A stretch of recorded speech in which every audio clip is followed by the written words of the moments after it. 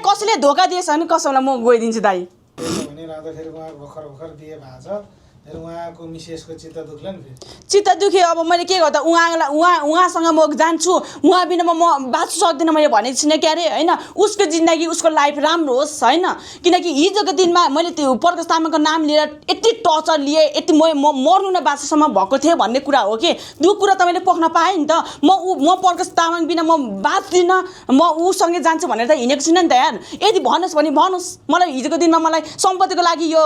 एक हप्ता युज गर्नको लागि यो आकी हो अब यो घर लुट्ने भयो पैसा लुट्ने भयो भनेर मलाई हरेक मलाई केटा मान्छेले त अलिकति केटा मान्छेले त खासै भन्दैन आइमीहरूले पनि मलाई गलत आइमीहरू मैले फेरि सबैलाई आइमी भनेको होइन गलत आइमीहरूले मलाई कति अम्ल ठड्यायो क्या तर त्यो व्यक्ति म थिइनँ यदि म त्यो प्रकाश तामाङले मसँग लाइफ बिताउनै पर्छ भन्ने छैन किनकि ऊ अहिले दुःख पाएर आयो भने पनि उसलाई म हेर्छु किनकि मलाई मेरो त्यतिसम्मको क्षमता छ कि मैले यदि नखाए पनि उसलाई म पाल्छु कि त्यो बेलामा पनि ऊ यदि घर परिवार अलि यो सरकारले उसलाई घर नबनाइदिएको भए म हेर्थेँ क्या किनकि मेरो पनि धेरै तलब छैन कि मैले यति पैसाको घमण्ड देखाएको होइन तर म गरिब दुखी मान्छे म जस्तो अरू त्यस्तै भएको होइन चाहन्न कि त्यति चाहिँ मेरो क्षमता हो तर गलत मान्छेहरूले चाहिँ यदि यो प्रकाश तामाङले बिहे गरे यसले घरबार बिगार्ने भयो भन्ने मान्छेहरूलाई चाहिँ म के भन्न चाहन्छु कि त्यो भन्नु खोजेको होइन मैले किनकि हिजोको दिनमा आफ्नै गाउँमा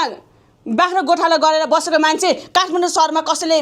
जुत्ता पसल खोलाइदियो उसलाई कसैले युज गर्यो तर भोलिको दिनमा कसैसँग उसले जिन्दगी वैवाहिक जीवन बाँधेको छ भोलिको दिनमा नटुटोस् भन्नु चाहेको हिजोको दिनमा जुत्ता पसल खोल्दाखेरि घर जाने बेलामा गाडी भाडा नभएको मान्छे प्रकाश तामाङ हो के कुरा गर्नुहुन्छ यदि मलाई सम्पर्क गरेको थिएँ मै उसलाई दिन्थेँ कि म त्यतिसम्मको क्षमता भएको मान्छे हो म कसैसँग झुक्दिनँ कसैसँग केही भन्न चाहन्न जतिले गाली गरून् उनीहरूको मुख दुख्ने हो उनीहरूको त्यो फेसबुक पेजहरू टिकटकहरू फलोस बढाउने मात्र हो त्यति हो त्यही भन्न चाहन्छु अझै पनि झर्नले माया चाहिँ छ प्रकाश तामाङको अरे यार केही भयो अथवा होइन केही भयो भने फेरि पनि उसलाई कसैले धोका दिएछ भने कसैलाई म गइदिन्छु दाइ गइदिन्छु भन्नाले के भने चाहिँ म उसँग जिन्दगी बिताउँछु होइन उसलाई मैले साथ सपोर्ट दिन्छु कसैलाई दाइ यति भन्छु कि तर उसले गर्दाखेरि मलाई आज दुईचोटि रुवायो कि अनि त्यसरी उसको आफ्नै त्यो भोइसले बोलेरको त्यो भिडियो हेर्दाखेरि स्याड भयो तीनचोटि एकदम यो हुन्थ्यो कि किनकि म दुःख